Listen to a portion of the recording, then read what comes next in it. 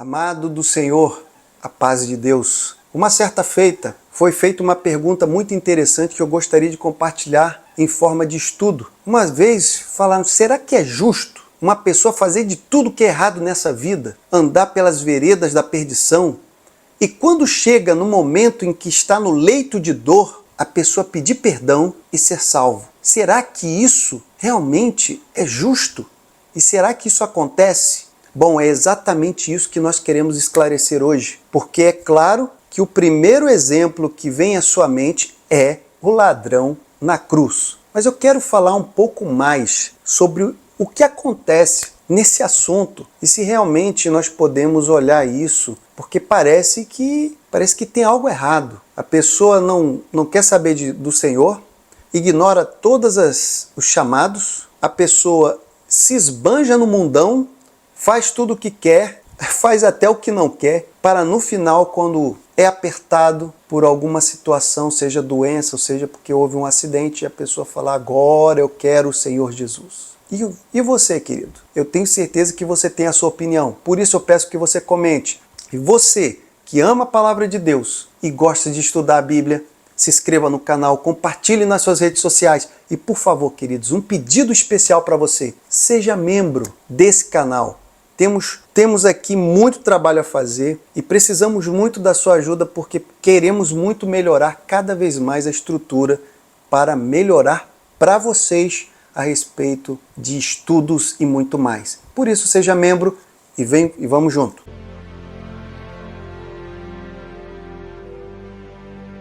Bom, queridos, falar desse assunto para mim realmente me comoveu porque eu sinceramente, a primeira sensação que nós temos quando nós falamos de algo assim, principalmente nessa pergunta realizada, parece que há uma injustiça aí, algo errado.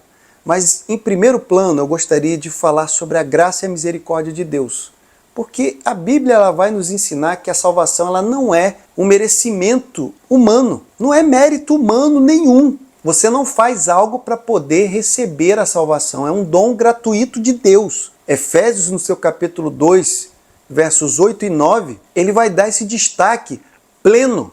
Então, esse versículo vai trazer que a salvação é recebida pela graça através da fé, e não pelas obras. E isso vai significar o quê? Que independente do tempo da vida ou dos pecados cometidos, a salvação é um presente imerecido que Deus concede a quem se arrepende. Ou seja, a gente poderia terminar aqui falando mais uma vez sobre o ladrão na cruz que se encontra em Lucas capítulo 23, versos 38 até o 49. Mas calma, vamos falar mais. Em Efésios aqui meio que começa a nos responder, ainda que a gente ainda fique com aquela sensação, meu Deus, mas eu sempre leio que a salvação ele é dado para a gente de forma assim gratuita, sem a gente merecer e tudo mais. Mas também nós temos que falar sobre a justiça divina. Isso é muito importante. A gente tem que falar de dois pontos, justiça divina e graça. Fica comigo que você vai entender esses pontos também que são essenciais. Bom, a justiça de Deus, queridos, frequentemente mal compreendida se não for equilibrada com a sua graça. A verdade é que Deus é justo e julga o pecado. No entanto, a sua justiça foi plenamente satisfeita e foi totalmente atendida em Jesus Cristo. Porque o que em Romanos 3, no seu verso 23 até o 26, Paulo vai nos ensinar que todos pecaram e estavam destituídos da glória de Deus, mas que são justificados gratuitamente pela graça, por meio da redenção que há em Cristo Jesus. Então, queridos, nós tínhamos sim um pecado que durava há muito tempo e que em nenhum momento o Senhor se via feliz com a humanidade, em nenhum momento. Mas o sacrifício redentor de Jesus atendeu, quitou a nossa dívida, tirou tudo que nos condenava. Aquela condenação que estava ali, cravada contra nós, que já estava estabelecida, ela é anulada pelo Senhor Jesus. Então, isso significa, embora o pecado exija a justiça de Deus foi satisfeita. E, portanto, a graça é oferecida a todos, a qualquer momento da vida, porque Deus já puniu o pecado que era nosso no nosso Senhor Jesus Cristo. Então, é por isso, queridos, que em muitas vezes nós vemos aquela pessoa que fala, olha, hoje não. Você fala de Jesus, você mostra o reino, você fala sobre a palavra de Deus e a pessoa fala, hoje não. Quem sabe amanhã? Quem sabe eu venho aceitar? Mas não dá uma previsão, não dá nada. E você fica com aquela sensação, meu Deus, será que essa pessoa vai ter oportunidade? E aí acontece de repente de algo mais sério, essa pessoa tem uma nova oportunidade de ouvir a palavra de Deus e nesse momento, na dor, a pessoa aceita.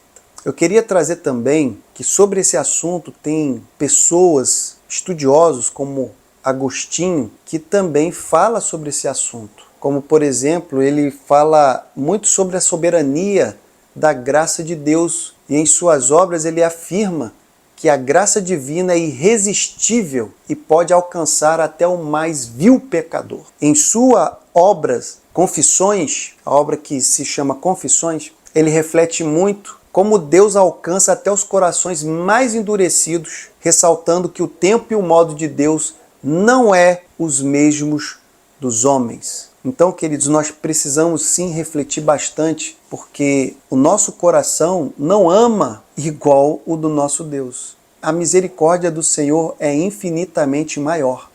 Então, o que nós vemos como injustiça, o Senhor vê com outros olhos. João Calvino, ele também tem uma posição muito diferente a respeito desse assunto. Ele também reforça a ideia da graça soberana de Deus. Em suas Institutas, ele informa que a salvação é um ato completamente de Deus, não baseado em mérito humano. Ele escreve, não somos escolhidos porque somos bons, mas para que sejamos bons por meio da eleição. Então, queridos, Calvino aqui ele vai argumentar que a salvação não depende das obras, mas unicamente da graça de Deus. E ela pode ser concedida a qualquer momento, incluindo até mesmo no leito de morte. Então, parece que a gente está caminhando, para um consenso teológico de estudo sobre esse assunto. C.S. Lewis, ele também é um famoso cristão teólogo do século XX, e ele fala que a justiça divina transcende a nossa. E ele tem uma obra chamada O Grande Abismo, que ele descreve a misericórdia de Deus como algo que muitas das vezes desafia nossa compreensão humana de justiça, que é o que nós estávamos falando ali logo lá atrás.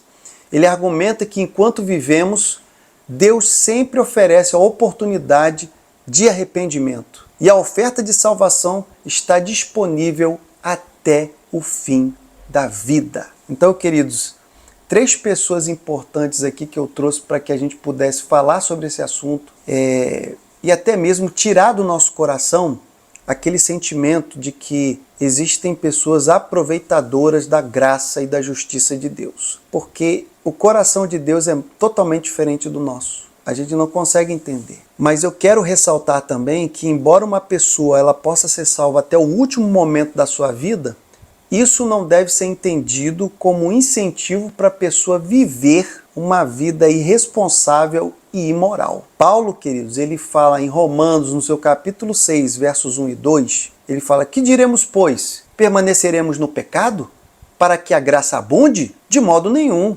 Nós que estamos mortos para o pecado, como viveremos ainda nele? Queridos? Viver em pecado com a intenção de se arrepender no final é um entendimento errado da graça de Deus. A Bíblia ela sempre vai nos encorajar enquanto há tempo, enquanto nós podemos. Como diz em Isaías capítulo 55, verso 6. E o viver uma vida de obediência, isso é necessário. O arrependimento ele é contínuo, tem que ser genuíno. E não apenas um sentimento de remorso no fim de uma vida, mas tem que ter transformação, que deve sim permear toda a nossa existência. Então, queridos, trazendo aqui para esse estudo que nós trouxemos aqui, a graça de Deus, ela é muito superior ao que podemos imaginar. Mas como Paulo disse, nós não podemos permanecer no pecado. Nós não podemos intencionalmente ter uma estratégia de querer ficar no mundo e viver nele. Nós temos que, desde o início que tivermos o entendimento de que somos do Senhor, temos que entregá-lo toda a nossa vida e vivermos do jeito que o Senhor nos aconselha e nos dá como diretriz através da sua palavra. E eu peço que você não deixe de ler as Escrituras para que você entenda e que você possa até mesmo, se você antes tinha esse sentimento no seu coração, que é um absurdo a pessoa fazer essas escolhas para no final da vida querer se aproveitar da graça de Deus, que o Senhor possa lhe dar cada vez mais a clareza e entendimento e que o Senhor te abençoe e te guarde.